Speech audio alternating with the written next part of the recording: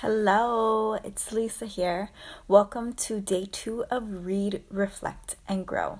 So, if you don't know who I am, I'm Celisa Loaiza, an empowerment educator. And what that means is that I help people realize that you have the power to accomplish any goal you want. I just give you the mindset, tools, and action plan to get there. Also, full-time mommy of 2, also wife, also daughter, sister, friend, and just your everyday kind of homegirl.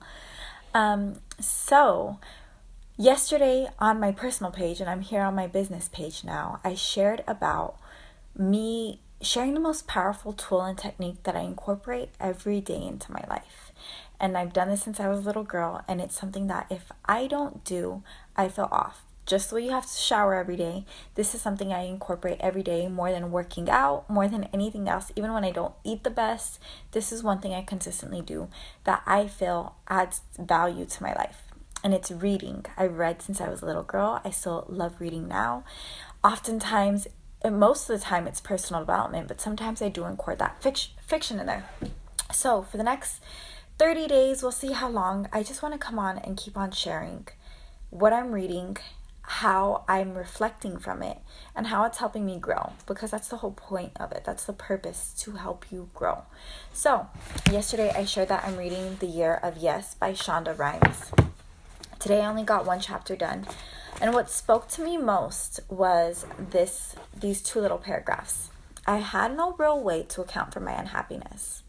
For once, the storyteller had nothing to tell. I had no idea why I was unhappy. No specific moment or reason to point to. I just knew it was true. Whatever that spark that makes each one of us alive and unique, mine had gone, stolen like the paintings on the wall. The flickering flame responsible for lighting me up from the inside, making me glow, keeping me warm. My candle had been blown out. I was shut down. I was tired. I was afraid, small, quiet. So that's what spoke to me most today. And when I read it and then I started reflecting, earlier in the passage, in the chapter, she started talking about just how she recognized that she was miserable. And she's like, I don't have a right to be miserable. People like Malala, who was shot in the face, or Anne Frank, who was killed by Nazis, those people have a right to be miserable. I don't have a right to. But she was still feeling this way. And it reminded me so much of the everyday person and me, how I felt personally, say, after I had my 2 kids and I was battling postpartum depression. You look around and you think, I am so blessed. I have a roof over my head. I have technology. I have, honestly, resources that some people would pray for. And here I am feeling unhappy.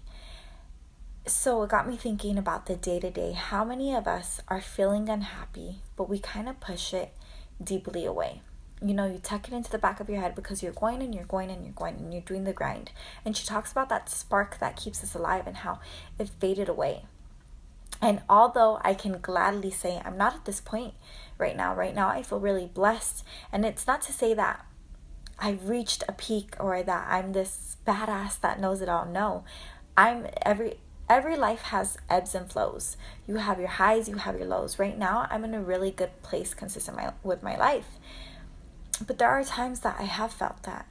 So, how are you feeling? Are you feeling unhappy and you're tucking it away? And if you are, what can you do?